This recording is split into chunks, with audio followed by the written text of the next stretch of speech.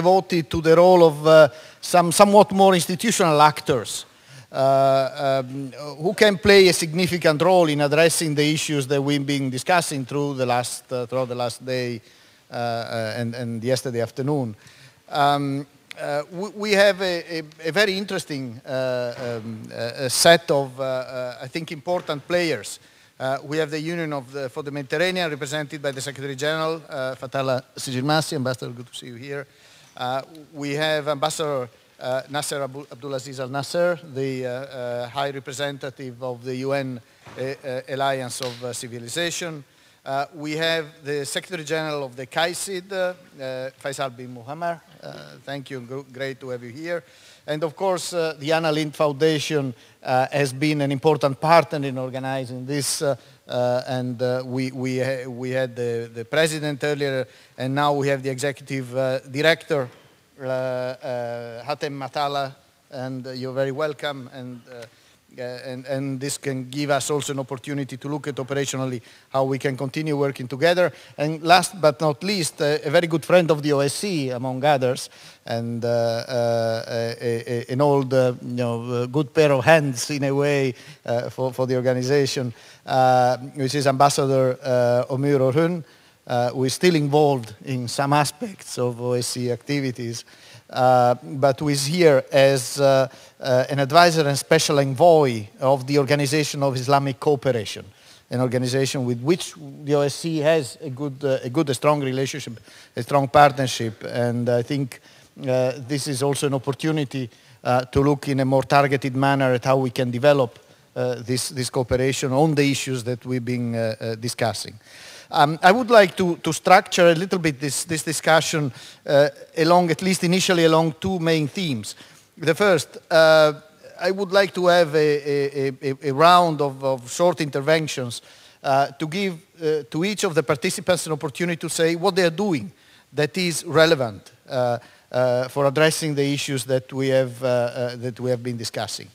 And then I would like to have a second short round to hear from everybody else what ideas they have on further initiatives, and further initiatives going hopefully also in the direction of some kind of a joint strategy, looking at what are the strengths and how we can bring together the strengths and the different ways in which we address these issues to build coalitions, to build initiatives that have synergies and that are coordinated and they can strengthen in a way the role of the international community in general through the variety of different tools, because we do represent, in fact, different natures, organizations of different natures with different sets of stakeholders.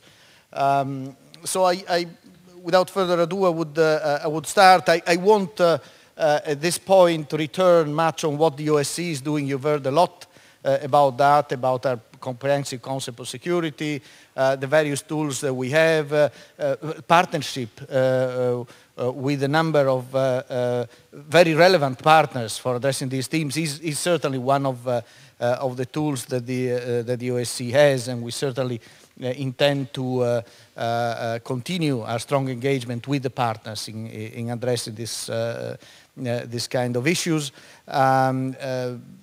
The field operations, have you heard, you've seen what we do in Bosnia, the institutions and the work and the complementarity also in the work of the institution. So there are quite a few things that the OSCE has, but there is more obviously that can be done, and this is something that we will have also to discuss with our participating states as we move forward. And also this event is also intended to inspire a little bit our own member states involving them in this brainstorming and getting themselves and developing themselves some ideas and some possible initiatives for further steps from the OSCE side. So I would leave it at this from the OSCE, and maybe I will start to my immediate right with the High Representative of the Alliance of Civilization, Ambassador Al Nasser. Ambassador. Thank you so much. Thank you so much. It's a great pleasure to be with all of you today.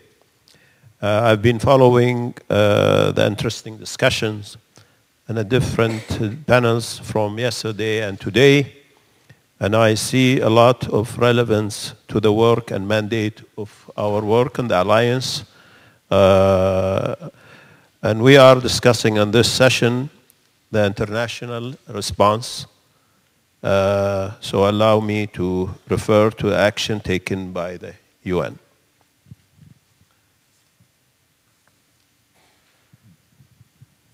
In September 2014, Security Council of the United Nations unanimously approved the historic resolution 2178 aimed to stopping the flow of foreign extremists to the battlefield around the world. The resolution requires member states to take specific steps to prevent suspected foreign terrorist fighters from entering the transiting their territories and implement legislation and prosecute such fighters. It also calls on states to take various steps to improve international cooperation in this field, such as by sharing information on criminal investigations, interdiction, and prosecution. The seriousness of the Council action reflects the gravity of the situation on the ground. As an example, foreign terrorist fighters in Syria, Iraq, come from more than 80 countries, and this includes several OSCE member states. As an example, last year we learned that more than 3,000 are from the EU citizens. We must also ask ourselves why they might have left the relative comfort of their homes to travel to countries where violent conflict is ongoing. Why would they join terrorist groups spurred by extremist ideologies such as Daesh and Nusra in Iraq and Syria, Boko Haram in Nigeria, and Cameroon, and Al-Shabaab in Somalia and Kenya?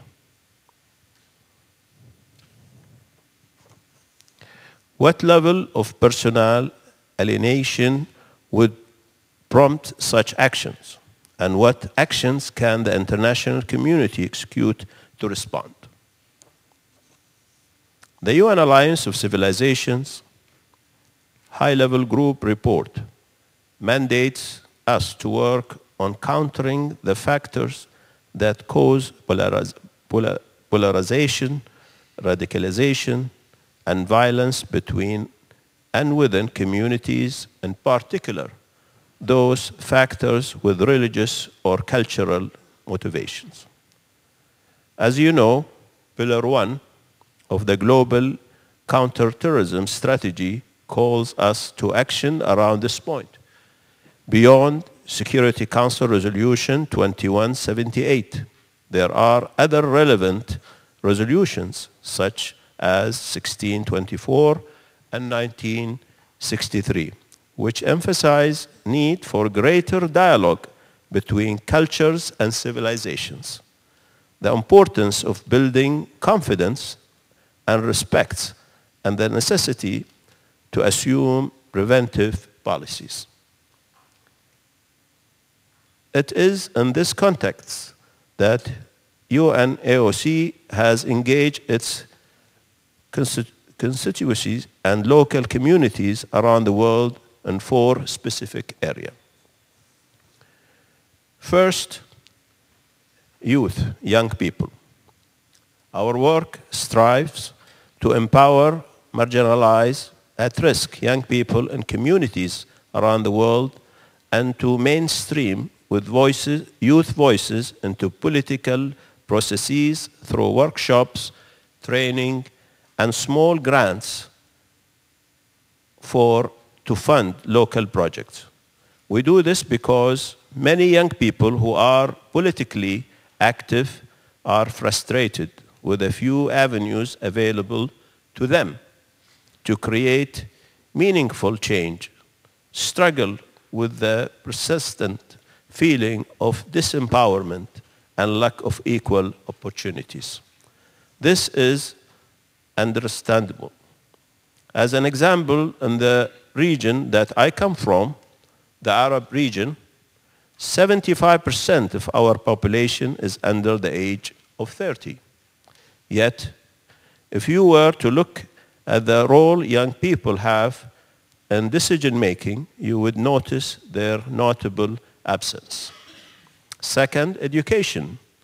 UNAOC supports education for all our young girls and boys. However, classic education only is not enough on the 21st century, with all its complexities. There is a need to include intercultural dialogue, the acceptance of the other, and the principles of coexistence in education curriculum. Third, media. Here, our focus has been to counter narratives that led to incitement and hate speech. To achieve this, we engage into two types of activities. First, organizing training workshops for journalists in collaboration with senior media professionals and conflict resolution experts. Two, providing a platform to voices of credible individuals who put out messages that counter hate speech and negative narrative. Let me remind you that UNAOC's mandate is to build bridges between nations based on respect and confidence building. Therefore, I believe on the constructive role the media can play and encourage both ethical and legal awareness of relevant instrument and UN resolution that require the observance of such norms when practicing the freedom of speech, not the freedom of insult. Fourth, migration. We believe in the constructive role of migrants and their contribution to the development. Therefore, changing the narrative about our perception of migrants as human beings with human rights. We have developed with partners a glossary on media coverage of migration. Then religion and religious mediation. In this area of work, we have engaged leaders of different faiths to speak out in their communities and engage in interfaith dialogue to confront the issue of extremism. Recently, we organized a high-level debate in the UN General Assembly on the role of religious leaders in fostering inclusiveness, reconciliation, and countering the rise of violent extremists.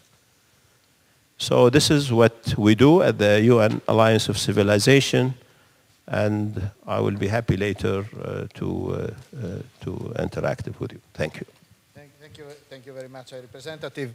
Let's now look at the Union for Mediterranean. Secretary General Sigil Massi. Thank you very much, Secretary General, and thank you for the invitation. And I would like to start by congratulating you for this initiative and for all the work that you are conducting, including with regard to such an important thematic. I would like also to greet all of you and to say how happy I am to represent the organization that I'm chairing in front of you today in order to engage in this debate. Ambassador Zani, I have a lot of things to say, so I will structure my intervention in 2 or 3 times because you will give me the floor maybe 2 or 3 times as you said. So I will perhaps start by the first part, which is explaining perhaps a little bit further what do we do, because that will perhaps and hopefully help us to understand better also how we can, institutions, work better together in order to deal with such important issue. And by the way, I congratulate you for the choice of the session call to action, and I believe that the word action is truly at the center of the needs today. The Union for the Mediterranean today, just to present it briefly to those of you who might not know about it, is a regional organization of 43 countries. 43 countries meaning the 28 countries of the European Union, all of them. and 15 countries of the southern and eastern Mediterranean. So all in total 43. The headquarters are in Barcelona, and I'm the Secretary General. The main objective of this organization is to promote regional cooperation, regional integration. I will come back to it in a while. But it is important to highlight the fact that it is a regional organization gathering the governments represented by ambassadors at the level of ambassadors from the Ministries of Foreign Affairs and dealing with all the political issues. And I would like here to say that, of course, political issues are a top priority to be addressed in order also to facilitate the understanding of what is happening in our region. And here, I would like to highlight three main points on the political issues. The first one is the centrality of the Palestinian issue, the need to relaunch the Middle East peace process on the basis of the United Nations resolutions, and the need to relaunch it because the Palestinian issue remains very central in the evolution of our region. The second is, of course, the conflicts and crises mainly in Syria and in Libya, which I would like to say that not only for the sake of what is developing in these countries, but in the impacts it has also beyond the borders of those countries. I'm thinking, for example, for Libya and the inevitable consequences on what we have witnessed in terms of illegal migration transiting through Libya and coming sometimes from other countries in the African continent, but also, let's never forget it, and I'm speaking under the control of Ambassador Hatem Atallah, the impact of the Libyan crisis on a country such as Tunisia. And I'm referring also in Syria, not only to the situation in Syria, but also to the impact in the neighboring country. Here I would like to refer to the very important and very heavy burden and impact on countries such as Jordan in terms of refugees and the flow of refugees, on Lebanon, on Turkey. So these situations, these security and stability issues in the area have all a regional impact, and this is why the first conclusion that I would like to arrive to, and this is why it's also dealt with within the framework of the member states of the Union for the Mediterranean, it's that all these challenges are regional challenges calling for regional responses and collective action.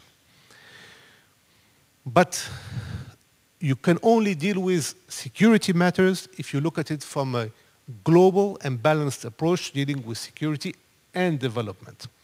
And more specifically, the Secretariat of the Union for the Mediterranean, with its headquarters in Barcelona, is in charge on the development side of the activities of the Union for the Mediterranean. And these development activities are mainly dealt with within the framework of an approach that is an enabler for development to promote regional cooperation, to promote regional integration, because at the end of the day, as I said, you need to have a clear understanding that security and development have to go hand in hand, and that the long-term solution to all the challenges are in development. And second, that in order to do so, you have to do it also on a regional basis. Let me just leave you here with one figure that is important to keep in mind. We did the study at the UFM in trying to understand what a region of 43 countries would look like in terms of flows, economic and trade and investment flows. 90% within the region are flows within the European Union. 9% are between the north and the south of the Mediterranean. And only 1% are between the southern countries of the Mediterranean. Which means that there is a very fragmented economies in the south, which of course can only lead to poor economic results in terms of answering one of the main challenges I want to put I want to underline here, which is the challenge of unemployment and specifically youth unemployment. And within the Union for the Mediterranean and the activities of the Secretariat, we have until today labeled, which means approved and developed 30 projects, concrete regional projects, worth 5 billion euros, mainly in the fields of job creation, SMEs, inclusive growth, women empowerment, education, youth mobilities, etc. These are priority sectors because at the end of the day, the challenge number one is youth, employment mainly, and I think that when we talk about youth employment and youth education, and on education and culture, our colleagues from the Anna Lindh Foundation, as well as all the other institutions here represented, have a long track record to put forward. I think it is really the main challenge in order to be able to give the appropriate, sustainable answer to the challenge of radicalism, extremism, and all types of security-related challenges. I would like to close here, and we'll come back later on how I see future collaboration. Thank you. Thank you very much, Nasser.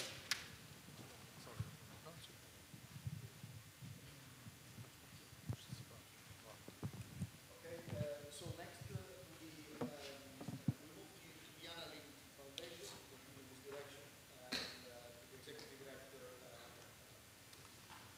Thank you very much.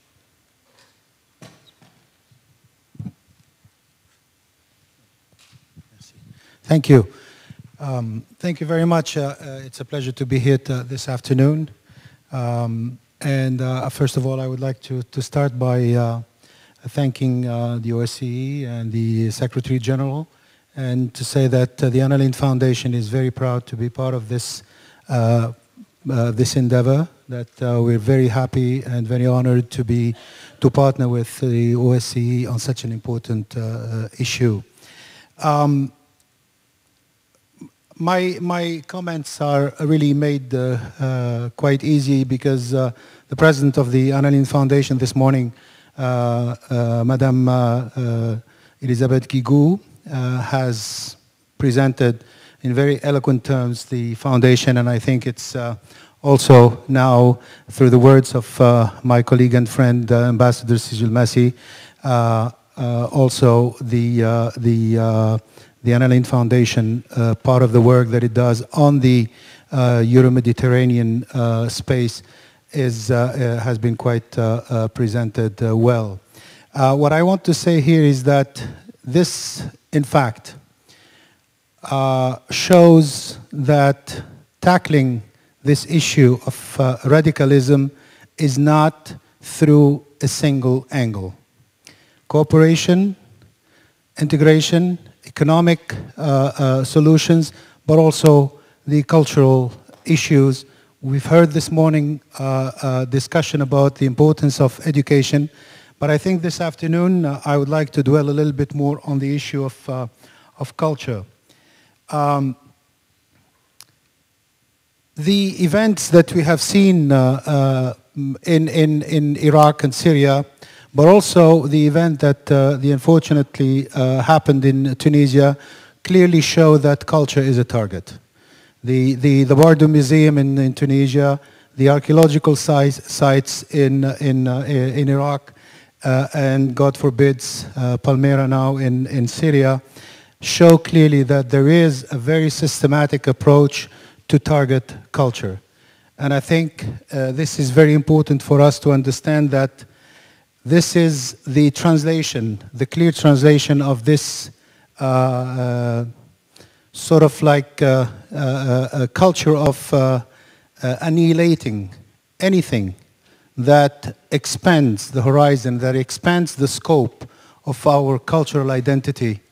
And I think it's very important that we establish a very clear and very systematic approach to counter this movement, and clearly show that at least around the Mediterranean where we perform,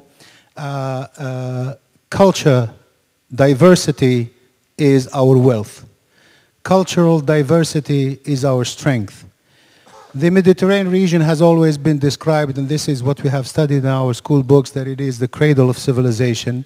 And I think clearly the diversity that we see in the various parts of the Mediterranean is what makes this area the center probably that is why it is also the target of all these activities. Also yesterday and throughout the day today, we have heard a lot of comment and a lot of proposals about how to go about approaching the targeted groups, how we can work to prevent people from being radicalized. And I think it is also very important that we bear in mind and we keep focused on how do we strengthen the position of all those who have resisted the call for radicalization. Understand how they moved away from those negative ideas, how they strengthened their position and resisted that temptation, and give them further tools.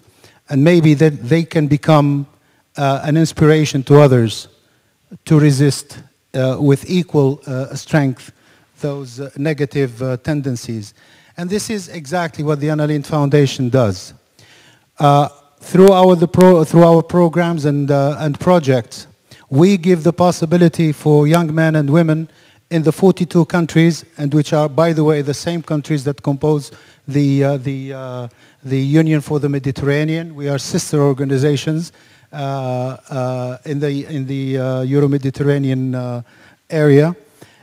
So we give them space, we create space for them to interact, to discuss, to exchange. And President Guigou this morning insisted on the issue of exchanges, and rightly so. This is very important because we believe that intercultural dialogue, particularly among youth, is the right way to proceed. It is the right way to proceed because these are not only the targets, but they are also the leaders for tomorrow. Today they are under threat of this radicalization, but let's not forget that those are the people, men and women, who will be leading our countries in few years. Through the programs, as I said, we try to give those men and women the possibility to exchange, but also through the programs and the activities that they themselves implement, we present them as living examples for others to understand that there are alternative routes, that they are not prey to those radical movements, and that they can make a difference within their societies, within their social groups, by getting themselves involved in all those activities and actions. We try to use the positive aspect. We try to strengthen their positive aspect, their positive inspiration. The other day I was visiting the Tunisian network, and a young lady came to me and she was explaining the project that they have in an area called Kasserine, which is on the western side of the country, and this is an area where groups of extremists are hiding in the mountains, and and the army is trying to dislodge them from there. And she was telling me about this project. She says, these people are destroying our forests. Every tree that they destroy, we are here to replant it. And this is the project that we have. We want to show them that they want to destroy the country, we're here to build it. And I think this is the positive aspect that the Anna Lindh Foundation is trying to promote. This is the positive approach that we want to see young men and women carry along. Because this is basically, really, we believe that this is the way that we can move forward. And also, we do this because yesterday in the opening panel, one of the panelists, Simon, I don't know if he's here or not. Yes, there he is. Simon, hello. He said something really to me that was extremely important. He said that radicalism does not come or does not start at the international level. It starts at the grassroots. And this is exactly, precisely the reason why we work as the Island Foundation through our networks at the grassroots. The projects and the programs are carried by young men and women. They implement them, they follow them, and they basically create the opening for the following projects. We believe that through the variety of programs that we have engaged in, particularly we have another program called Young Arab Voices, which hopefully next year will expand to become Young Mediterranean Voices. We create the space for young men and women to exercise and to learn, to be prepared to become leaders by having the space to speak in public, to defend their ideas, to argument, and to move forward and become examples for their social groups and their communities. Thank you. Thank you. Thank you very much.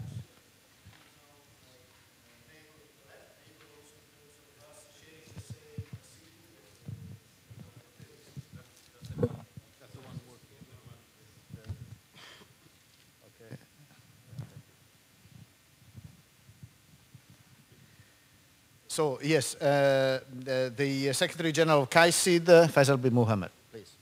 Yes, I think this works. Hello? Do you want to try with this one? Oh, it's okay. Well, thank you very much. I would like to commend the OSCE for convening this discussion. And I am privileged to be able to share some thoughts as a part of this distinguished panel. Ladies and gentlemen, I can see that we are on Friday, so we always say thank God it's a Friday because of the weekend, but we will not say thank God because we see that so many people are missing from this panel. We enjoy to talk about how we partnership and build the bridges. I think this is a very important subject when I look to the main mission of this respected organization, talking about security and cooperation in Europe. I think we can be classified under the cooperation which serve the security. That's very important for us to look at so we can help to minimize the damage happened by extremism and radicalization. What we do at KAICID, I think we are the newest organization in Vienna, international organization, and I can claim that we are the first intergovernmental organization which serve the interreligious dialogue. And being in this panel with all these distinguished guests, I would like to thank you, Secretary General, for bringing us with all of my the expert I sit with in this panel, because most of them we deal with somehow in the same subject, and we deal with them in the same business. What we do is we serve dialogue. We are the servant of dialogue. We try to build the bridges. We try to connect people with each other. The nature of KAICID is built upon founding states, which is the Republic of Austria, the Kingdom of Spain, the Kingdom of Saudi Arabia, and the Holy See. And a board of directors, which includes the 5 main religions: Judaism, Christianity, Islam, and Hinduism and Buddhism. So what we try to do is we try to find a way to bring religious leaders to help policymakers do something to build peace and respect and coexistence. I think what's missing from, especially after September 11th, that we didn't really go to use the wisdom or to find a way to bring the religious leaders to the dialogue table. We can, there is a lot of effort, there is a lot of work in the interfaith dialogue, but maybe it's the first time that we find an organization which has this structure where religious leaders can come and talk and try to discuss different matters and to try to take it to the decision makers. We do that in Kaisid. We started 2 years ago after we built our foundation in Vienna. We try to organize ourselves in a way that we can serve the peace buildings in different parts of the world. We start in Central Africa by bringing Muslims and Christians to talk to each other. We try by giving a good example how we can talk, bring Christian and Muslim, use one radio stations to promote peace and coexistence. We have some work in Nigeria. We have some work in Burma.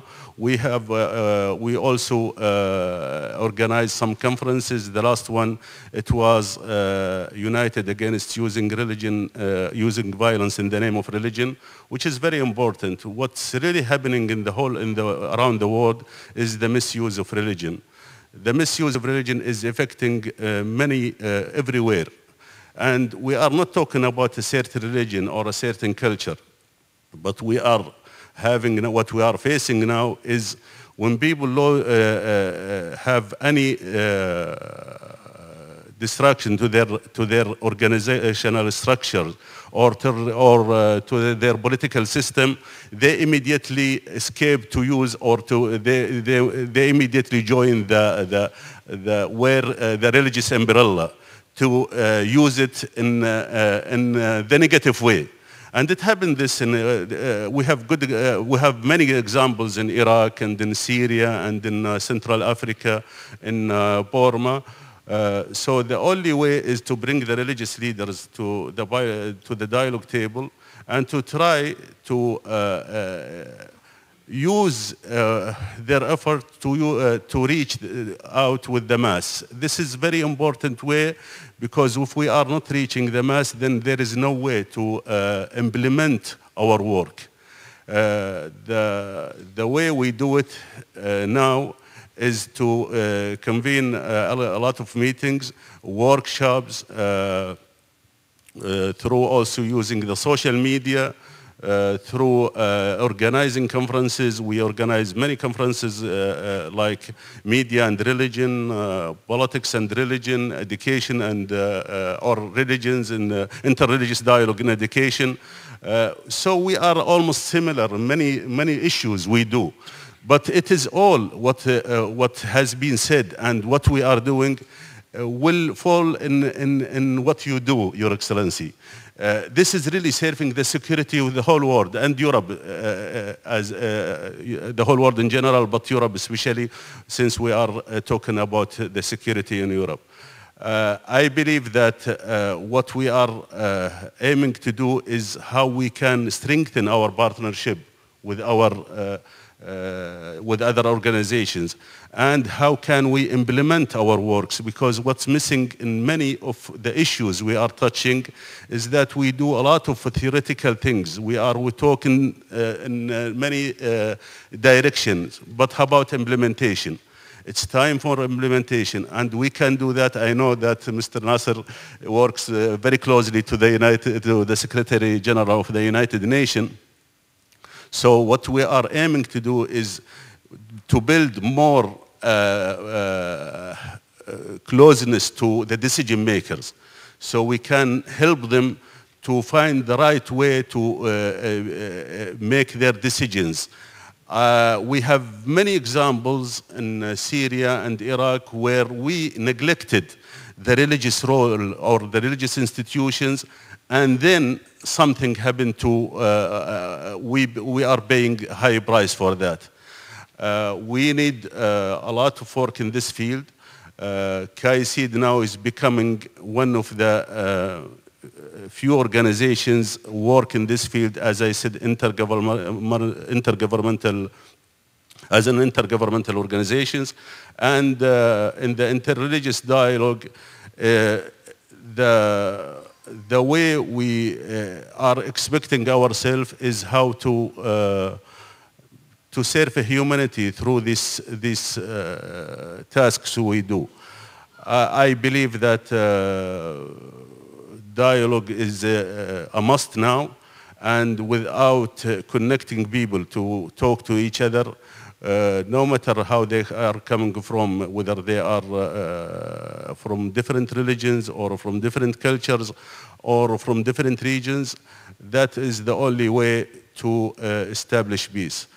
And the good news also that most of the people who believe in religion, they believe in peace. But how can we bring them and raise their voices and give them the chance to defeat extremism?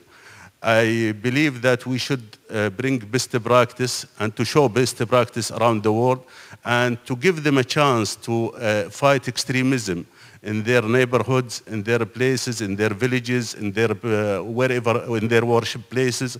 That's really one of the best tool to fight extremism. We have to be also aware that extremism is a disease. And the whole world succeeded in defeating some of the diseases. The cooperation between the world countries or the many countries or the world organizations succeed to defeat many of the diseases we faced in our planet. Extremism is a disease. How can we analyze it in the best way and we know the sources and we know where it is coming from and why? The question why it's happening in so many places. Is it because there is something wrong in the education? Is there something wrong in the media? Is there something wrong in the religious messages? This is very important to be questioned, and the only way to do it is through discussion and through giving them the chance to analyze it themselves. So bringing religious people to the dialogue table, I think it's one of the best tools to establish peace and security. Thank you very much. Thank you very much, Secretary General. And last but not least, Ambassador Arun from the Organization of Islamic Cooperation. Thank you very much. As a junior diplomat, I was advised to try not to be the last speaker of the last session of a meeting, especially on a Friday. But life is not that easy, as we all know. But thank you, Secretary General, for giving me the floor. By way of introduction of OIC's views, first let me underline that a world without violence and extremism can only be realized through cooperation among governments and international organizations, and not only through cooperation, but also through coordinated policies. You have already underlined this point, Mr. Secretary General. Contribution of the civil society is also crucially essential. If governments, international organizations, and civil society can coordinate, extremist movements can be marginalized, if not completely eradicated. Extensive political and economic cooperation has reduced violence and extremism in some parts of the world. However, in other parts of the globe, such as, unfortunately, the Middle East, violence and extremism still persists. I have already distributed a longer version of my speaking points, and I would like to stress the following points by way of summarizing my paper. First, violence and extremism is a multifaceted and multi-layered phenomena that cannot be reduced to simplicity. This was repeated all day today. It's also a complex issue. Therefore, the international community must address this issue with the seriousness and also dedication that it deserves. As we all know, violence, extremism, and terrorism is not a new phenomenon. However, it has acquired a new character in that ideology and technology is now combined. Violence and extremism, on the other hand, can be seen attractive especially to the youth, and as such it can be used as an instrument by ill-intentioned political actors. An important point, as I see it, is that there is also a necessity to adopt an intellectual and mental basis to deal with this phenomena. As I said earlier, Mr. Chairman, it is the collective duty of the international community to eradicate violence and extremism. To combat violence and extremism also necessitates a deep understanding of the root causes. On the other hand, we cannot overlook the fact that there are some outside forces that wish to foment divisions and unrest in the Middle East. Such forces are exploiting, and I must say regretfully, successfully, the existing frustrations in the region. Regional countries, on the other hand, must leave their differences aside and work collectively to eradicate violence and extremism, and also, of course, terrorism, that negatively affects their social and political fabrics. I must also underline as an important point that we must also address the democratic deficiencies and human rights violations in the region. In conclusion, let me stress that this is a far-reaching endeavor that needs the active participation and involvement of everybody. Otherwise, the war against violence, extremism, and terrorism cannot be won.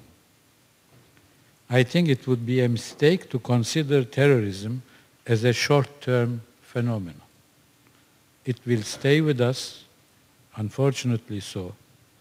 Therefore, those who face terrorism and violence must respond early, effectively, because the later one responds, the more rigid the problem becomes. Another point to be remembered is not to elevate the terrorists and their platforms. This point was also mentioned, especially yesterday. They must not be able to find a way to the media and to the public with their messages. On the other hand, Mr. Chairman, a purely military response might lead to an endless conflict. I believe it will be more prudent to seek justice, development, and inclusiveness.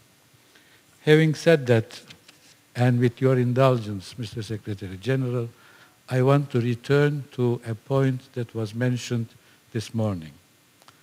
The former Chancellor of Austria said that with their new law, they want to create a European Islam.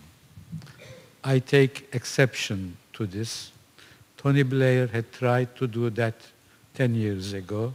It failed. There is and there can be no European Islam.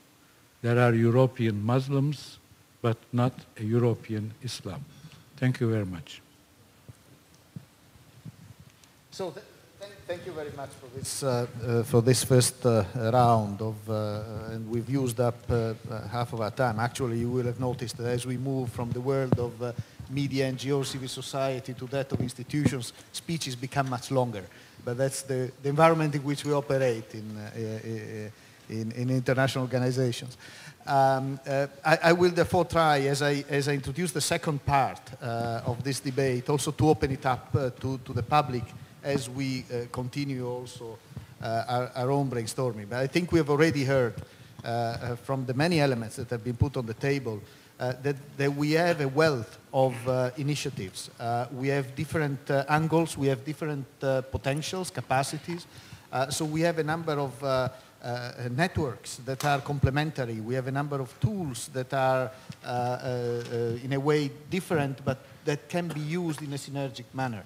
So I think our job is really to try to maximize the use and to try to develop this as much as possible in the direction of some kind of a joint vision, possibly even a joint strategy. So I would see this as a task for all of us. Let me start with a few considerations on the OSCE. The OSCE is, as we know, a platform for dialogue, so it's an organization where we can put these issues, as we're doing now, on the table, and then we discuss and we try to develop in the OSCE at the intergovernmental level some initiatives. And there are some ideas that are slowly developing, for instance, a stronger focus on migration and issues revolving on migration, and then a number of initiatives addressing, for instance, foreign fighters, and in the context of the work on terrorism, and looking how we can improve the policies of the organization, etc. So, and I could go on for quite a bit explaining ideas we have in different areas. But there is something more we could do. We could also see ourselves, in addition of being a platform for dialogue, and obviously considering that also one of the at the same time constraints but also strengths of the organization is that we have a decision-making process, consensus-based, which perhaps makes it more difficult to achieve decisions, but also gives strength when decisions are taken in terms of their legitimacy, because they involve everybody in the region. And so we know that our decisions are backed by each of our member states who have chosen in the OSCE to call themselves participating states. So that's one of the peculiarities of this organization. So there is a way also to look at this platform as also as a coalition in a way. We can use our group also to advance joint policies and to develop initiatives like, for instance, campaigns. And this is one of the ideas we wanted to launch with this Security Day, is for the OSCE, of course, showing that we stand united to promote a counter-narrative to extremism and radicalization as we address freedom of media, human rights, political violence, migration, integration, religious tolerance, minority issues, all the issues that we've been discussing through these days. And so we are now planning to launch an OSCE-wide communication campaign under the motto OSCE United in Countering Violent Extremism. And this campaign is intended to unite the voice of OSCE institutions and participating states, but also to encourage contributors from academia, non-governmental organizations, civil society to speak out, to mobilize others, to undertake initiatives against intolerance and violent extremism. Certainly we have a potential also to mobilize the public, the civil society, and I think we should use certainly this potential to make it happen. We have also other tools, other informal tools. We have established recently a network of academic institutions, of civil society actors. And one of these networks is focusing around the Mediterranean. We call it New Med. And we could ask this network to focus on these issues that have been at the center of discussions in these days. So building bridges, promoting dialogue to prevent radicalization and violent extremism, and to focus on a number of initiatives that could bring together some of the actors that we have seen today in different places, in different formats, in complementary manners. We could also think how ourselves, we have a good precedent of some good work we have done with the OIC, with the United Nations and various parts of the United Nations, with the Arab League, for instance, on promoting mediation. And we had a number of events. We had events in Jeddah, in Brussels. The European Union is also part of that. In Brussels, in Cairo, on strengthening the role of mediation to prevent conflict and address crisis. Perhaps we could look at similar processes on this cluster of themes, and organizing also there a number of events that bring us together and they allow us to discuss and the elements of a joint strategy and how we move forward. So there are initiatives there, and I'm looking at the process now, of course, and the contents is a bigger issue that we'll have to address in its own merit. But I think there is space for us to consider a number of initiatives also to raise awareness about this, to promote a larger also public debate around these things. I think it is important also to have that and bring it out, but also bring it out with a strong signal that radicalization is something that needs in general to be condemned, that we all stand for values that we do share, based on dialogue, based on what some of the speakers were saying. All are religions, but all also are the values promoted by our countries in a way are elements for which we want to stand and which we want to promote. So these are some ideas, and I would like to open the floor for whoever wants to contribute, beginning from the panelists, if they wish to come in at the stage, or from the public. Secretary General Sigilmas. It works. Well, thank you very much. Just a few comments to engage and to contribute to the debate. First of all, let's never forget that all the institutions that made the presentation in the panel are intergovernmental institutions. So we represent the governments. And the governments have priorities, and these priorities should be the same. I can't imagine that the governments have different priorities depending on the institutions that we represent. So basically, the name of the game is working together in synergies, in complementarities, in coordination, and I believe that these coordination are too weak. Let's say it. We should strengthen. And as of today, I'm very happy to be here and to be with all these institutions. And as a matter of fact, we are intending, under the initiative of the Ministry of Foreign Affairs of Spain, to organize a meeting in Barcelona end of July on these thematics to continue the debate, to continue the discussion, and to launch a process, not only of exchanges of views and debates, but of action. And I repeat, your title of this panel is a very good title. It's Call to Action, because it's time for action. And we represent governments. Governments represent populations. So we represent populations. We represent civil society. There's not the government on one side and the organizations on one side and the civil society on the other. We are one. And we are on the same side. If we are talking about fighting against extremism, fighting against terrorism, we are all on the same side. We are all victims of this.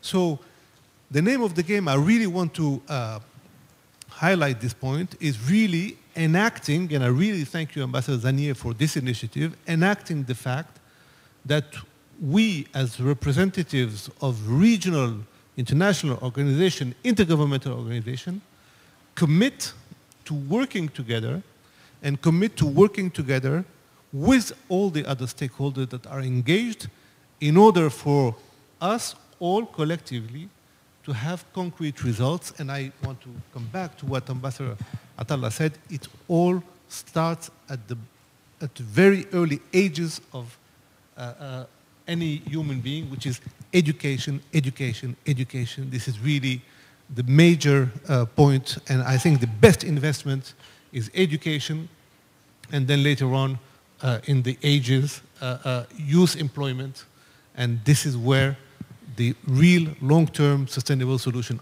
is. I have Ambassador Orul next. Thank you.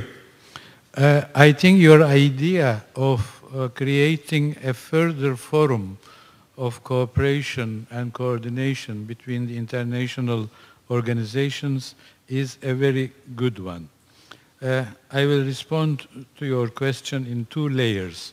First, I believe, first of all, we need to prepare a conceptual basis for this cooperation, which might have, as I see it, three layers. The first layer might be the psychological dimension. That is to say, creating empathy and mutual trust between the players. The second layer might be an ethical dimension. As I said, it might be an intellectual basis. By that, I especially mean human rights and respect to human dignity. And the third layer would, of course, be the technical and security aspects of how this cooperation can be furthered. As far as cooperation between OIC and OSCE, as you said, Mr. Secretary General, we are very pleased with the state of affairs. We have not only with the OSCE Secretariat here, but also with ODIHR, very good and constructive relationships, and we want to further this relationship under your guidance. Thank you.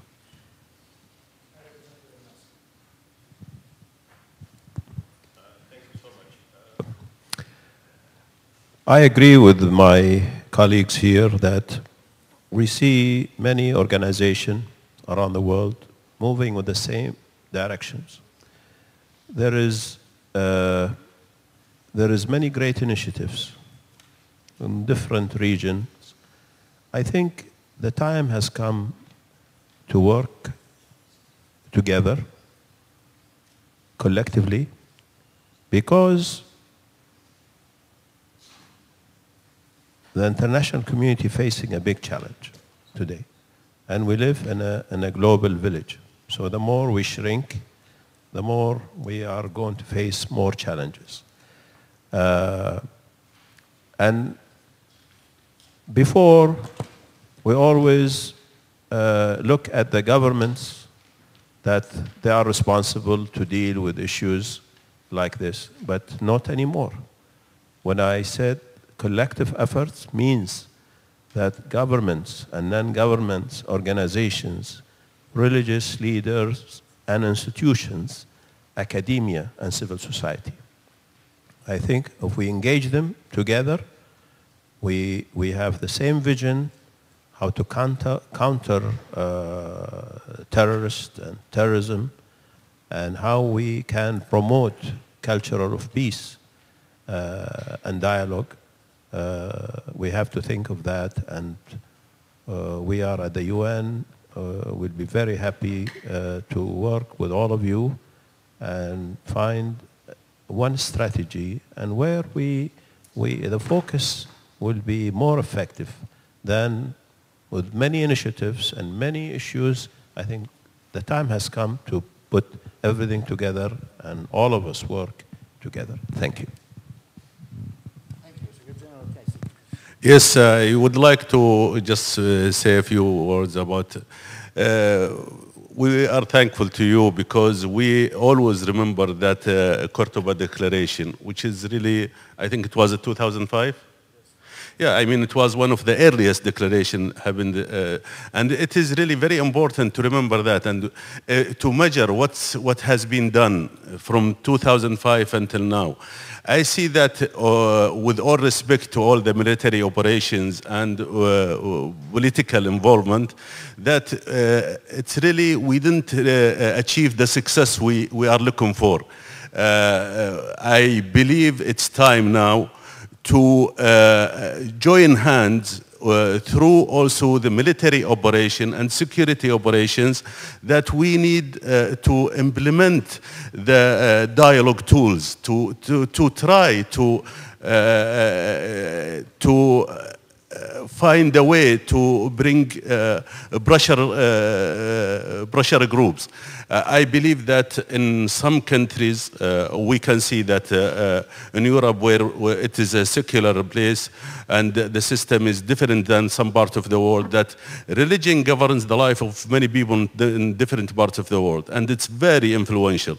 If we can use the religious tools to influence them and to help them listen to the peaceful messages and to take responsibility in taking their role to secure the whole world, that will be very helpful. But we have to find the best tools, how to use them. We see an encouragement through contacting religious leaders in Syria and in Iraq and in Nigeria and Myanmar. So if we can expand this area of cooperation, and I am sure that all the panelists are getting somehow in different ways in this business, but we need really to join hands. And I know, I am sure that through your leadership, we can do more to serve this security. Thank you. Okay, so who would like to intervene? I have an ambassador. We heard the Cordoba Declaration, so we have a representative from Spain, Ambassador Blas. Thank you very much, Mr. Chairman. Well, I think this is a very important occasion to have all these representatives from international and regional organizations together talking about the same things and the same objectives. And regarding the theme of today's and yesterday meeting, since this is the last session, well, Spain, we think that to combat radicalization and violent extremism, it has to be done through intercultural and interreligious dialogue, and there the regional and international organizations have a very important role to play. We need more intercultural dialogue. It can reduce tensions, addressing the underlying causes of conflict. We have the Alliance of Civilizations, of which Spain and Turkey are co-sponsors, and which has developed many projects on education, media, migration, and youth. As well, I mean, the Union for the Mediterranean, the regional cooperation is also a way to promote common understanding between our societies, and then interreligious dialogue.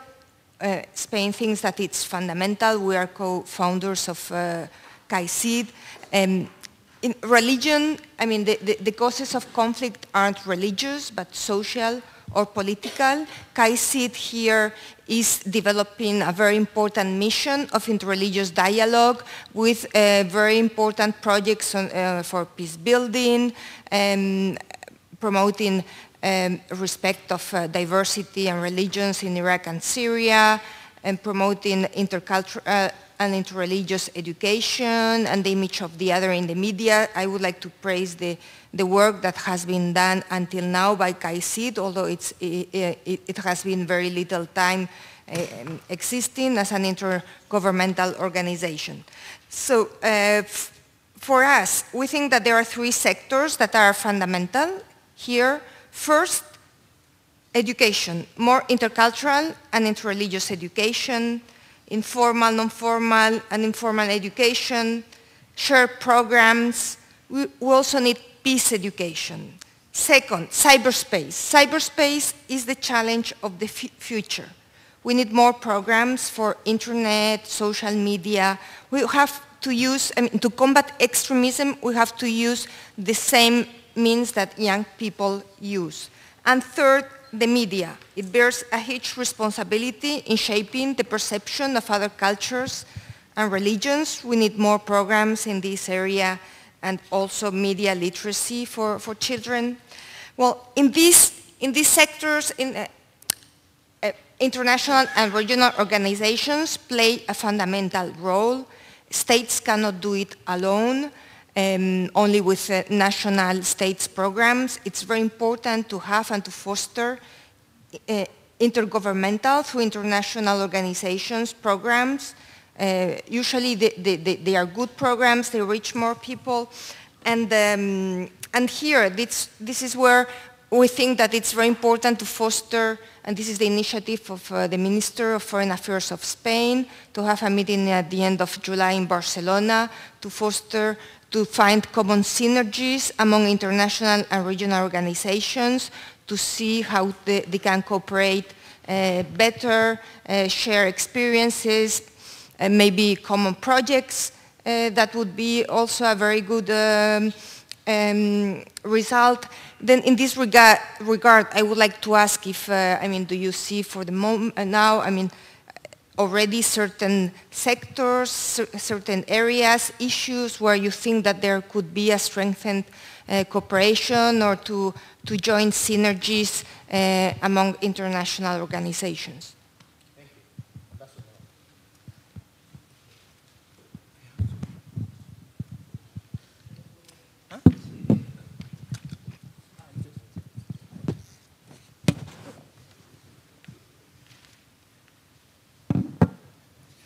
Thank you. I am the Moroccan ambassador. As any ambassador, I'm supposed to have politically correct language, but as I am speaking on the platform of the OSCE, I feel that I have some margin of liberty, so I'll use it. Since 11 September, United Nations has created so many tools, resolution, organization to deal with terrorism. So many regional organizations has done the same. And we have had the honor to listen to outstanding 6 organizations. But we have to confess that the results are under the expectations. So there is a need to have an assessment of what is existing, and in order to seek or to look at for more synergies and to use in the best ways the organization working, as Mr. Sejel-Massi said, for the same objective, for the same goal. I'll propose, I'll make some comments and I'll have one question. We are dealing with, His Excellency Secretary General said, the disease. And the most dangerous disease is Daesh, or Islamic State, which, by the way, there is neither Islamic and not state.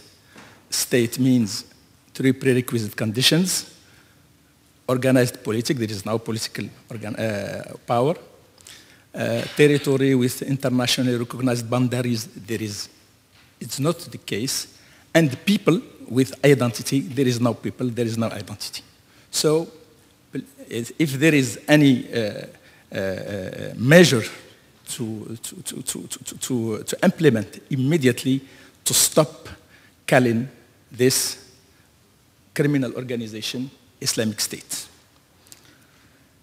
The provider of foreign terrorist fighter are unfortunately from the south and from the north. So we have common concerns. And we need, beyond the security measures, because each state has experienced everything to stop, to eradicate, but once again, the results are not completely achieved, and we have to improve what we are doing. According to what we have heard yesterday, and according to the experience of my own country, I do believe that we need a global and holistic approach which can have at least 5 categories of measures. Political reforms. We have to recognize that in Arab country, we need to consolidate democracy. We need to consolidate rule of law. We need to show more respect for human rights. But in The northern country, where we have migrants from the second and the third and fourth generation, we need more respect for Muslim community. We need integration. We need inclusive integration. We don't need assimilation. We need integration. That means that migrant is respecting the environment, the society he is living in, but on the opposite, the society respects its identity and origin. Multiculturalism, double citizenship, it can be possible. Religious reform. In Arab and Muslim country, we need reforms. We have to manage better what is going on the mosque. We have to streamline the speech. We have to take care about what we call fatwa. And in the northern country where migrants are living, Islam shouldn't be stigmatized and excluded from the public space. On the international level, as I have said earlier, there is a need to coordinate, to concert more about existing international organizations, particularly when it comes to the exchange of information in order to dry up source of radicalism. For sure, and as it has been referred to by Sijil Masi, unresolved conflict in Mediterranean region, for sure, should constitute a background of radicals. Palestine, he told about centrality, but also we have chaos zone like Syria, like Yemen, like Somalia, like Sahel-Sahara. All this region give the opportunity for radicals to spread their ideology. My question is, since we are dealing with common concern, since that it has been proven that under education, under development is not the only explanation of radicalism, as we have seen in many European countries.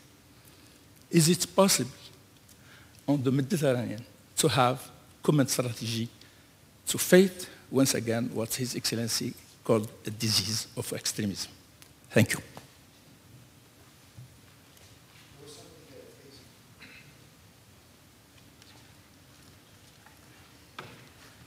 My name is Harold Fiegel from Mission Europe.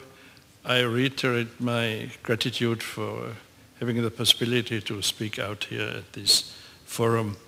I think we all agree that the aim of all our meetings is to find a peaceful coexistence of all of us. And I see a phrase here in the program of today's program, which says, the need to respect basic human rights. So, on the other hand, we heard today that Cairo Declaration, which includes Sharia, is above the Declaration of Human Rights, the UN Declaration of Human Rights.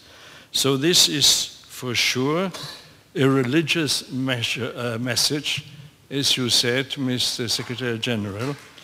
And we all know that in Sharia, these surahs are included which do not express any respect, but incitement to hatred and even to killings. And I think this is exactly what our ex-chancellor said in the morning when he said he wanted to have a European Islam. So that means an Islam which shows respect to any other faith or way of living, yes? And I think Western countries have made progress only through these measures, that they had a certain distance to the religion itself, and we have something in common, which are our laws, and these are our rules, and everybody has to respect them. So I really insist again, and I would ask Odir to have a look into the matter, what is really behind the saying of these Islamic scholars who say the basis of discrimination and even incitement to hatred is laid down in the Quran. So please, let's have the courage to put it into the open and to say where really the problem comes from. What is the really cause of the problem? Thank you.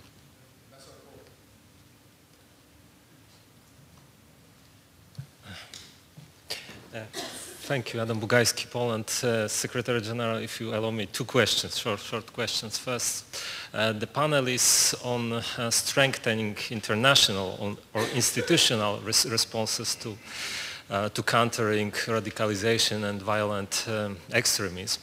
And at least some of you mentioned that you are representing intergovernmental organizations, and governments have their own priorities on one hand, which is normal. On the other hand, there were a lot of calls for more coordinated actions. Could you be a little bit more specific? What do you have in mind in terms of coordinated approach? Who should coordinate whom? Because this is a tricky issue. Do you see the most prominent role played by the UN or some regional organization? I'll be very, very grateful if you have additional thoughts on this issue. Second question, second issue. And this was also a topic for the previous panel, but I was very glad that you put up front the idea of promoting and developing dialogue between inter-religious and inter-cultural communities, leaders. I think it's one of the most important and most, I think, effective responses to countering radicalization and violent extremism. My country strongly believes this is one of the main recipes to address this plague. And the question is the following. Of course, religious, cultural leaders are very influential, but should we expect more from them, and what additional role they can play in terms of promoting reconciliation, in terms of promoting dialogue among societies? What more they can do? If you can respond to this question. Thank you very much.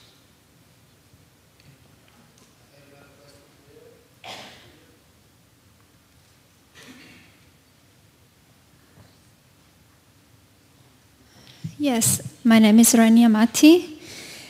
I have two issues. First, I would like to refer to a term was mentioned, the cradle of civilization. Let me just correct something. The cradle, Assyria or Mesopotamia, the area between rivers, Euphrates and Tigris, was the cradle of civilization. The great Assyrian Empire laid the foundation of our today's civilization. The first library was built in Assyria by the great king Ashurbanipal, the king of Assyria. The two first law codes were written also in Assyria. The very first one by the Sumerian and the second one by Babylonian. Yes, I know. I was just correcting something. You have to correct. So, and my second question is, yesterday on Islam Online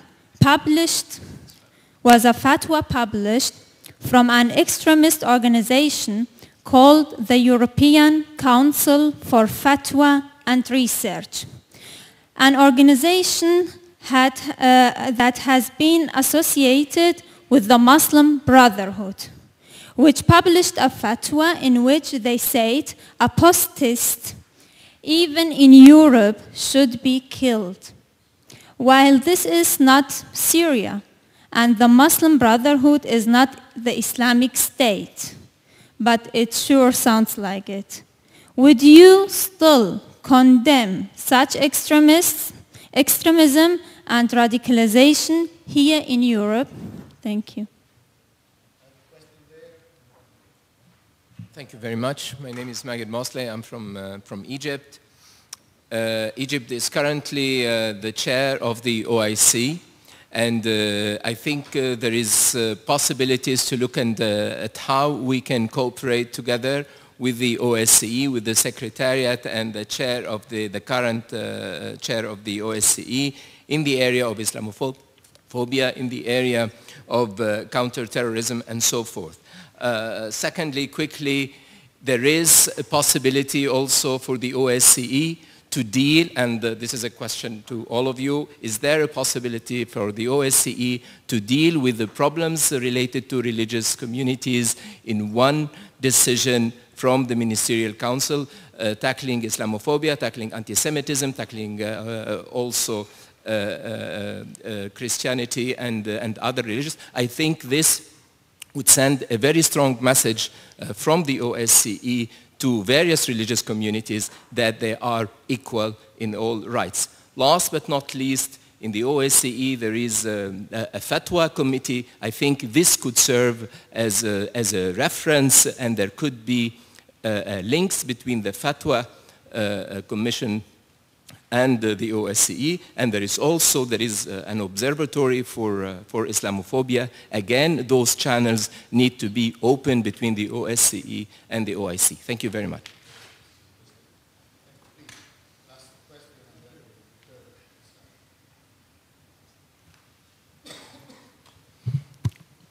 Thank you. I have a couple of questions, if you care to answer them. One of them is, if possible, to have a more structured answer to this problem.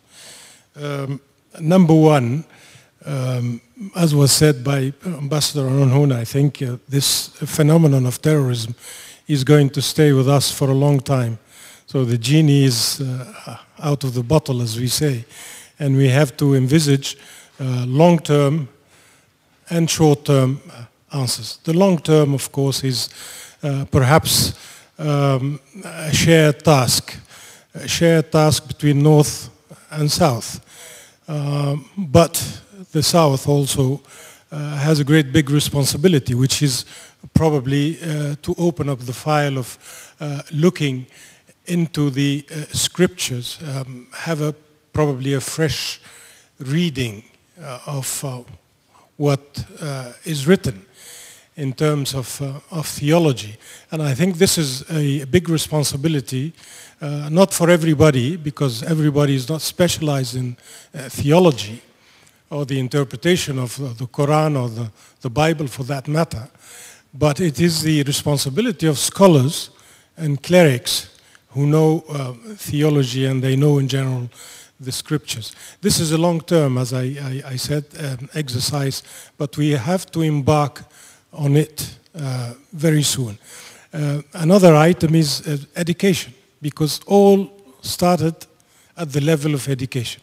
If you send kids to school and you teach them a certain variety of message, then obviously they grow up knowing that this is the truth. And that's, of course, very dangerous. Now we need to look into curricula, have a look at textbooks. This is very important for kids. Try to expurgate textbooks from anything that smacks of racialism, violence, hatred between religions.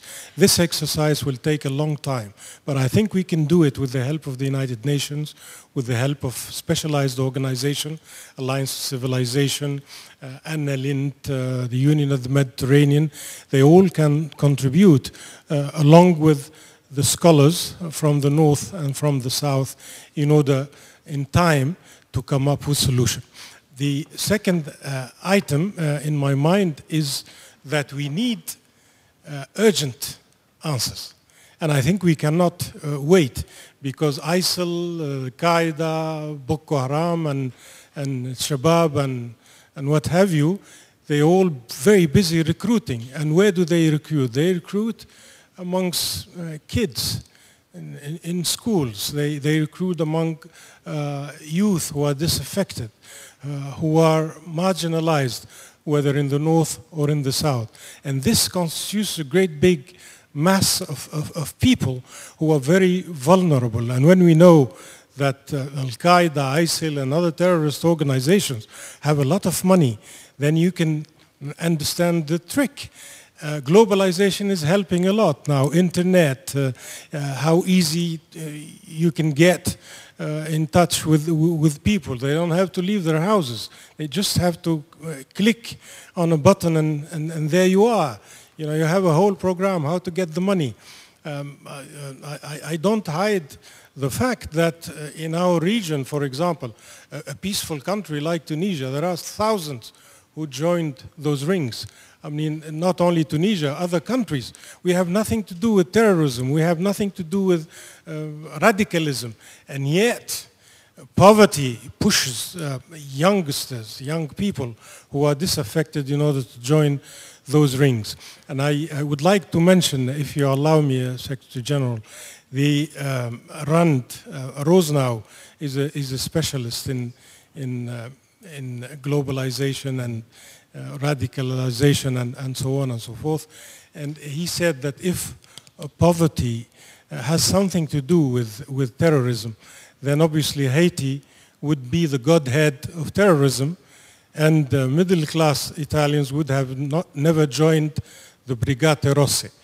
And I think that this is wrong, because look what we have here. All those young people who got degrees, they have no jobs. What do? If the pressure goes on to build, then they join those organizations. Thank you. Thank you very much. I think we need to bring the session to a closure. We have quite a few pretty challenging questions, I would say, on the table. I suggest we go through each of the panelists. We give 2-3 minutes each, maybe in inverted reverse order, beginning with Ambassador Roon.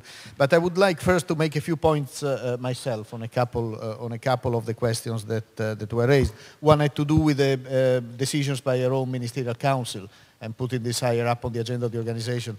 This is also, in a way, a potential side product of this kind of meetings, where we plant the seeds for reflection and for decisions of the governments. Of course, this is not an intergovernmental meeting in itself, but of course representatives of governments are here, and they have an opportunity now to start initiatives, perhaps towards having the ministers at their meetings raising this issue and highlighting certain aspects and introducing this more directly on the agenda of the organization, so that we also have a mandate to act on it more clearly. And this is one of the issues. This is why we are organizing also these events, to try to place better on the agenda of the organization issues that are present but not in the way that we would like to have them, for us to be able to address them more effectively. And this goes to the issue of the effectiveness of the response of the international organization. We need the members of our organizations also to push us to focus on these issues. And so you have to guide us and help us help you in a way. On the issue of the coordination and who should take the lead, I would make a very general point, which is we are all operating in a regional environment, so we have been discussing at length the issue of Chapter 8 of the UN Charter, so certainly we regard our role as a role that is very much supportive and coherent with the role of the United Nations, and contributing from a regional perspective to advancing the global agenda of the UN. But I think the discussion also showed a number of things. It showed that we are facing global challenges, and therefore this approach would very much fit in that context. But then we have also seen that in fact we need also to be very local. We need to reinterpret, to adjust the policy, to adapt the policies to the challenges that we have within the society, within certain groups inside the societies, within certain areas. We were talking about North-South, but even that, first of all, if we look North-South, we already see that the challenges of countries north of the Mediterranean are significantly different from certain respects from the challenges on the south of the Mediterranean. But then you cannot generalize, because there are different situations north and south. So it's not only north and south, it's east and west. And if you look at Libya, to give you an example, the kind of issues we have there are very specific to that context, and they need to be addressed in a certain way, and that has nothing to do with how you would address these things beyond some general aspects. If we talk about focusing on education, obviously this is valid throughout, but even there, the point that highly educated people were joining groups of foreign fighters was raised, and therefore we need to understand a bit better what we mean by investing more in education, and what is the sense of doing this in a place as opposed to another. So we are really looking at an agenda that is very complicated. And I think this is also what has been conveyed by the discussion over the last 24 hours. That we need to segment a little bit the agenda, and this is also on the issue of what are the areas where we should cooperate. I think it's for us to sit down and define them. It's difficult a priori to say, well, it's A, B, and C. We see some of the issues, education being one of them. This keeps coming back. The role of the media is so important. I think we need to work much more on that. So I think there are the general elements of an agenda for us to work on, but then what can be done in this context by regional organizations, what can be done by other actors. We need to build probably very asymmetric coalitions. We need to work with the civil society. So it's not only, it is governments, it is international organizations, it is organizations like the Analint that have a strong ability to reach out to the civil society, it is the NGOs. So we are moving in an environment that has to be also very complex, and we need to be very creative, I think, in the way we move forward. So I'll stop here, spoken too much already. Ambassador Rohn. Thank you.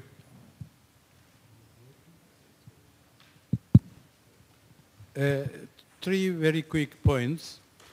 The young lady spoke about a fatwa. First of all, fatwa is a religious interpretation. If an obscure organization has issued a paper under the name of fatwa, which is calling for hate speech or even a hate crime, then it has to be condemned, and if the law enforcement authorities so deem it necessary, prosecute that. Secondly, a gentleman referred to the Cairo Declaration.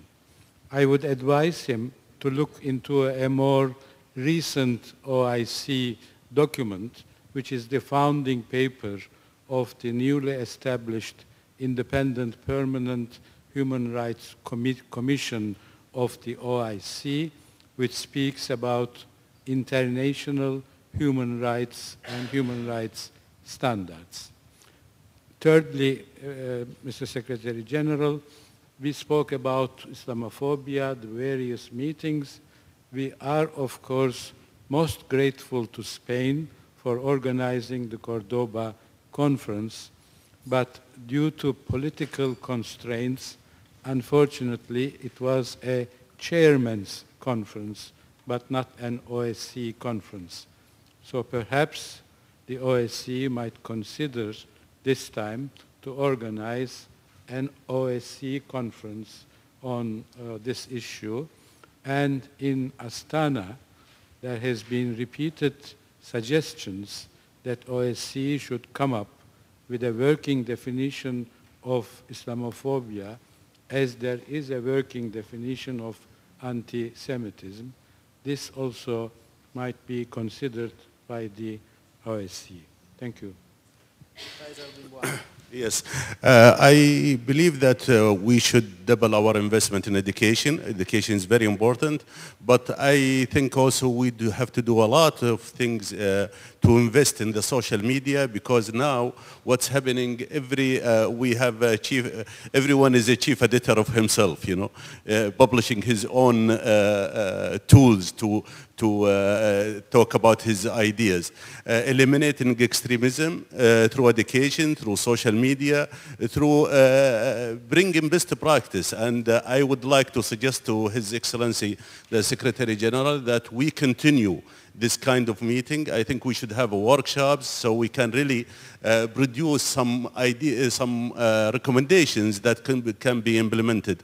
The experience of Europe, I think it's an excellent experience, and it can be shown to the others how we can implement some of the ideas, because what I see now is there is a lot of discussion, a lot of talks, a lot of ideas, a lot of projects. We need to connect it with each other, and so we can be able to live in a safer place, and we wish to also to help the others who need us in different parts of the world. Thank you very much. Thank you very much. Director Annalyn, please. Thank you. Thank you very much. I will try to address some of the questions that have been asked. First of all, I believe that countering this negative tendencies that we have agreed to call radicalism is a collective effort. It's something that needs to be done between governments, civil society, and the media. Civil society, which I'm more familiar with, plays an important role here because civil society is working in the field with people directly, listening to them and witnessing the eventual changes or shifting of inclinations. And I can tell you when it comes to, I think the ambassador, His Excellency, the ambassador of Morocco spoke about the importance of making an assessment of what has been done. You know, for those organizations trying to radicalize young men and women, recruiting them, for them it's very easy to assess. They count the numbers. For us, it's very difficult because making an assessment on how many people we have prevented from or saved from becoming radicalized is something that probably is not very visible. However, if the numbers of civil society organizations joining the Annalyn Foundation networks is a sign, I think we're also doing quite well. The number today of the associations that the foundation groups is over 4,000. We're about 4,200 associations working as a network. And I can tell you also one thing is that because we are on the ground, when we go into the activities that we conduct, particularly the forum that we organize every 3 years, we have young men and women coming into these gatherings. We have no religion, we have no nationality, and we have just men and women that belong to the Euro-Mediterranean space, and they're all sharing the same aspirations, the same hopes. They sit down and they discuss their situation, and in more cases than not, they are very similar concerns, very similar issues, and I think this is something that we really need to build on.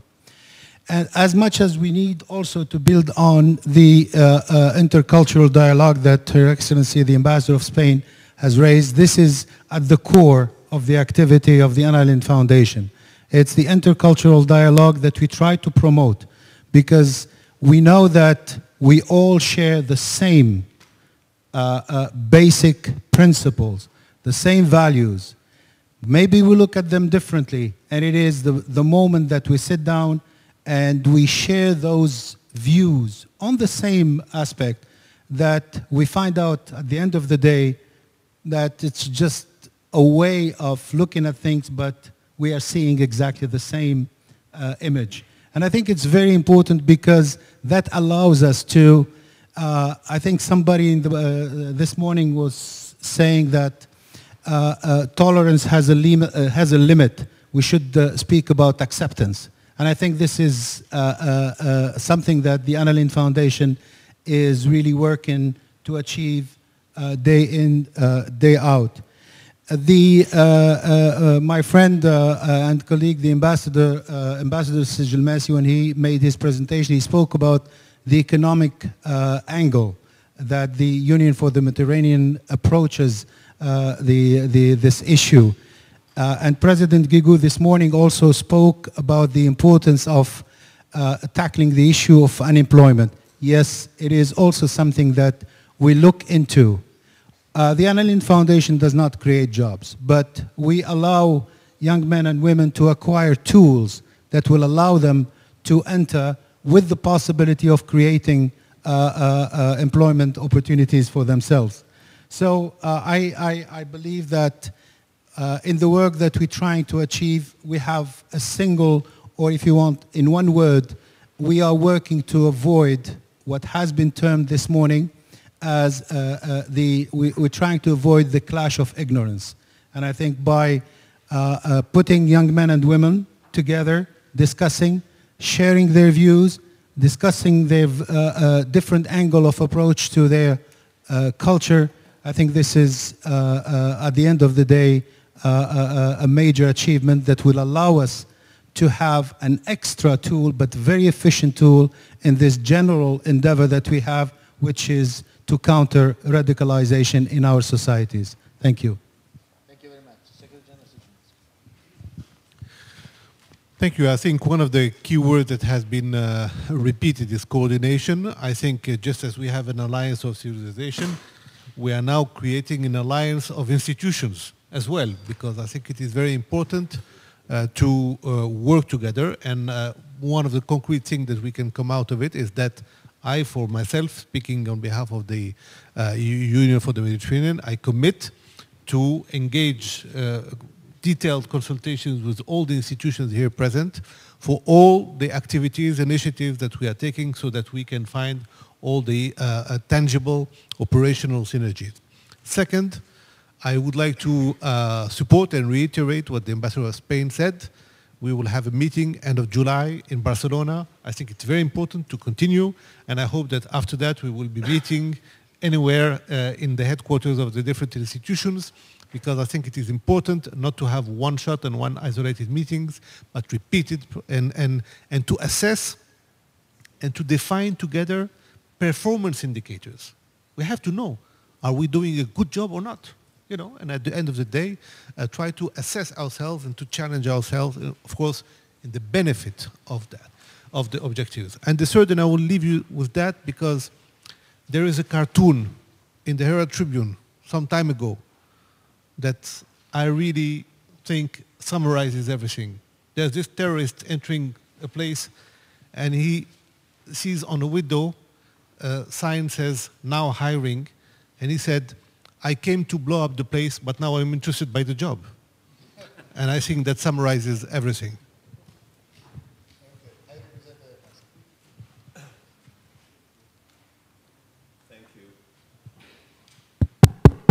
Thank you.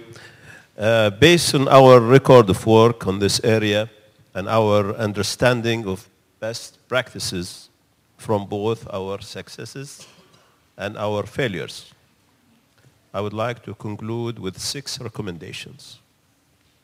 First, every context is different and needs specific approaches.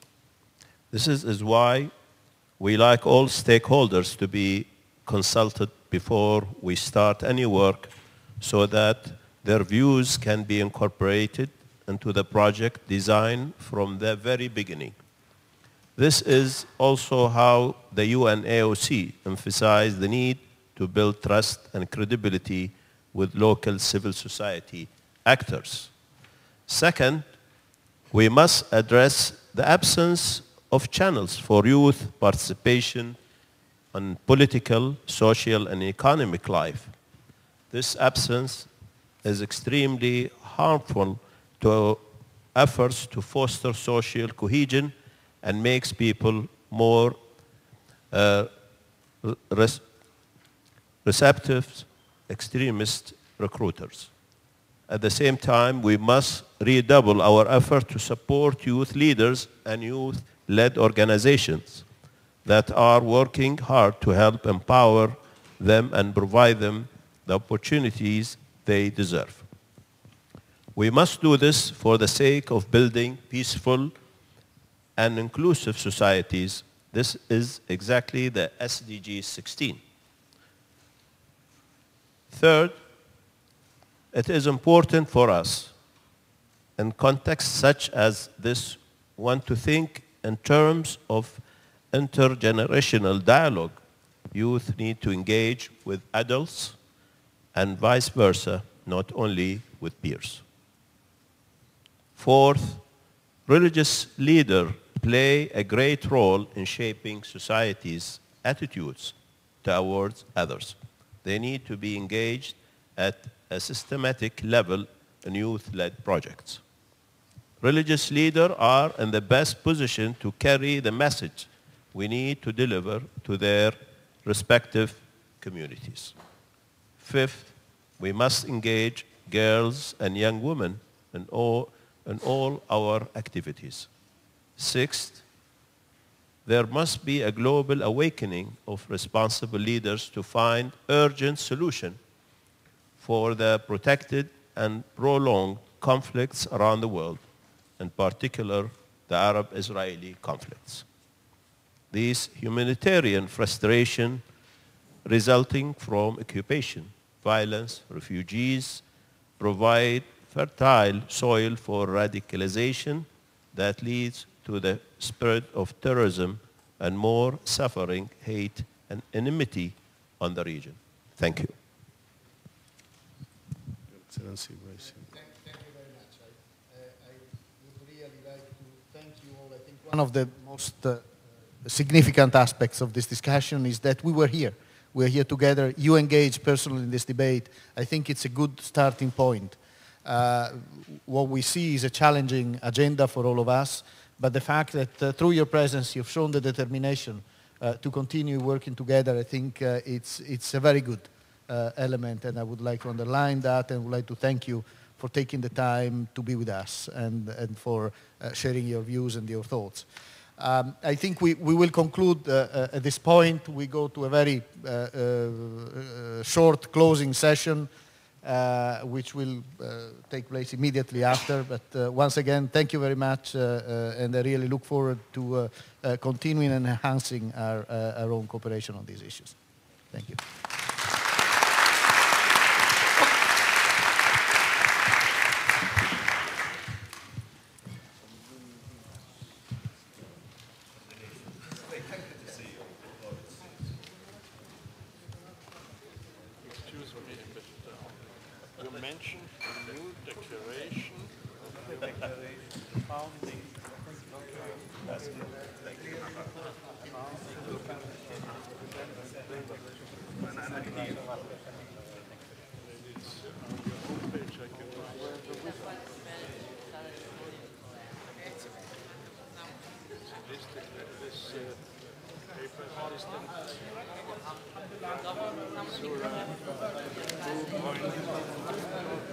Okay, so we will have a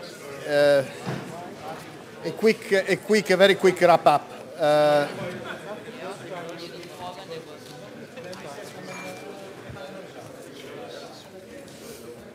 Let me say a couple of things from my perspective. My colleagues have prepared for me a list of points from all the sessions, and I think I could speak rather at length going through the various elements of the debate, but I will not do that. We will put together a summary. I will try to capture the salient points of the discussions. Obviously, there are not really many conclusions that we have reached, but we certainly highlight a number of issues that are important. My consideration at this point is that the title of the event was a good one, building bridges. This is what we should engage in, and the dialogue is so essential. And what we found out is that bridges need to be built in many directions and in many contexts. Bridges between countries, bridges between organizations and among organizations, bridges within the societies, bridges among the religions and within the religions. So we have seen how much need there is to build connections and to create coalitions to address the issue. So this is one of the things that I would bring back myself from this debate. The issue of the media, I think it was very important. That discussion was a difficult discussion. Also because it's not only the traditional media, but it's the new media, the internet, the impact of that. And that's difficult, and we'll have to deal with this somehow. And I think this is one of the areas where also leadership will matter. Yesterday there was talk about heroes that we need to have. And probably we will need people who take the lead also in addressing this issue and in guiding a little bit the role of the international community in this area. Education, and it's obvious, including the religious education. We will have to invest, all of us, a lot. Whether it's the OSCE or whether it's others remains to be seen. Maybe an organization like the OSCE is not the best place to address that. But certainly it's important the awareness is there and that we discuss and think on how we can enhance and how governments, because that's, I think, where the primary responsibility lies, also can themselves become better aware and address these problems. And my last point is that we spoke about the role of young people and the role of women. And in this sense, I would like to call on the special representative of the OSCE chairmanship in office on youth and security, who is a lady, Anna-Katerina Deininger, to share her own assessment of our own event, and to end, apart from the chairmanship in office, and I will let Vuk Zugic perhaps conclude. It's up to you whether you want to speak before or after Anna-Katerina. But I think it's good to end, perhaps the chairmanship should have the last word, because that's institutionally, I think, correct. But I think it's important to hear, in closing, the voice of the young generation and also the voice of a woman. Thank you. Thank you very much, Secretary General. Ladies and gentlemen, Excellencies. Radicalization is a topic that tackles first and foremost the younger generation. And in the past sessions, we have heard strong calls for intercultural and interfaith and inclusive dialogue, for education and for interaction.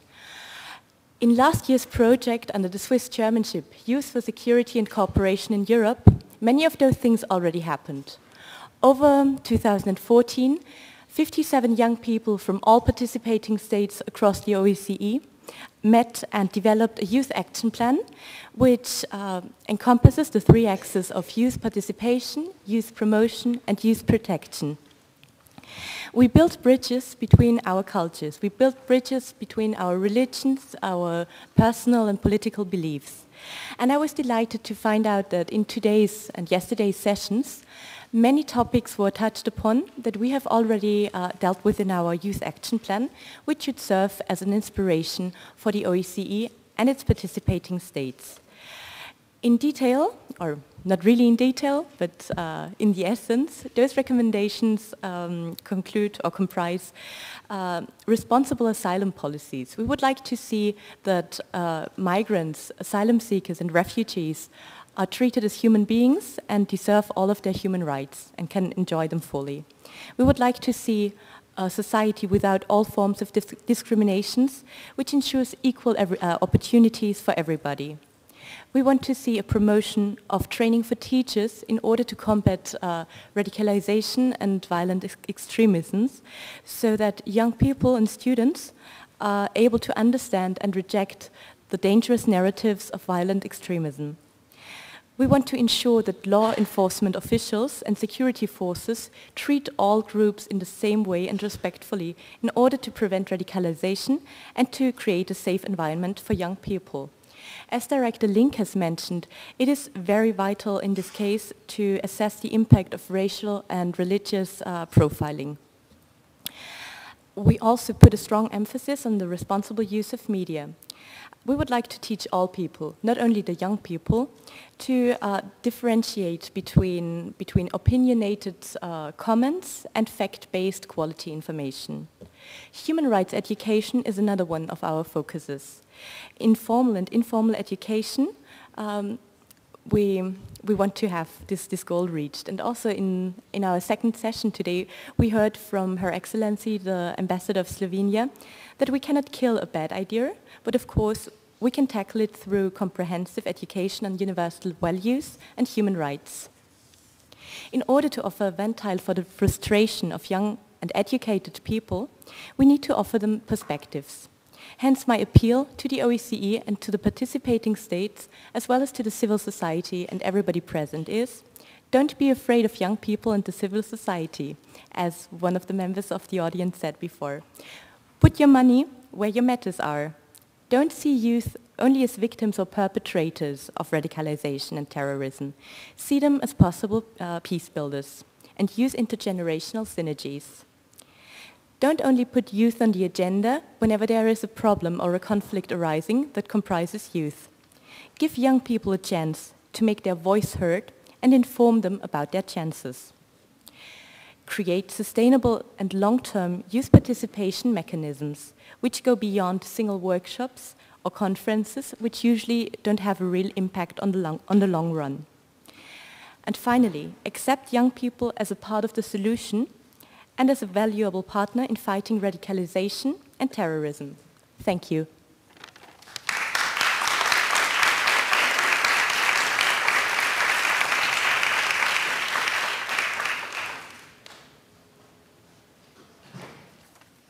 Well, I believe after this statement, I do not have anything to add. It's almost done by our special representative for youth, but nevertheless, since this is the choreography, I will be very brief. First of all, of course, as I've been this morning of OSCE chairmanship this year, the Serbian chairmanship is rather very satisfied to see these very good meetings of the Security Days attending by many important personalities, and we are grateful for all of you being able to join us here in Vienna. The level of the participation and the quality of the participants and discussions are testaments to the strong support for intercultural and interreligious dialogue, and of course the need to be firm and effective in countering violent radicalization.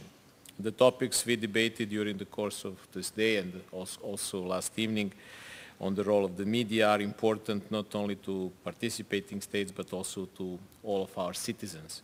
It was therefore encouraged by the presence of the civil society, academia, representatives of media and other institutions here being together in the same rooms where the representatives of the participating states normally meet for their political discussions and close deliberations. I believe that this conference has helped us better to understand the drivers of violent radicalization and to more clearly define what specific added value the OSCE can bring to the international response. The final session discussed a possible roadmap involving other regional and international actors, and we can only praise these efforts aimed at strengthening coordination and cooperation on these shared priorities.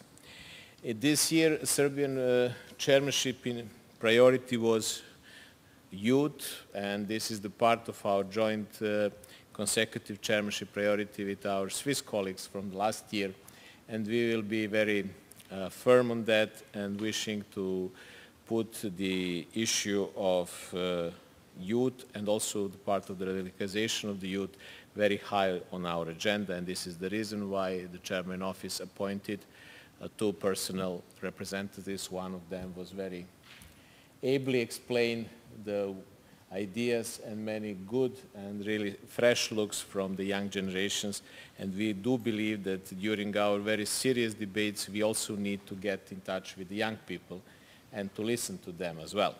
In that regard, I can also say, and this is not a secret, that we will try to do this year in the run-up to the Belgrade Ministerial Council a draft action plan on youth activities, which may be a beginning of the process, which I hope will be also supported by incoming chairmanships of Germany and Austria. With these few words, once again, I would like to thank you wholeheartedly, and I'm sure that we'll see each other on some of the next occasions of the Security Days, which will be organized during this and next year. Thank you very much.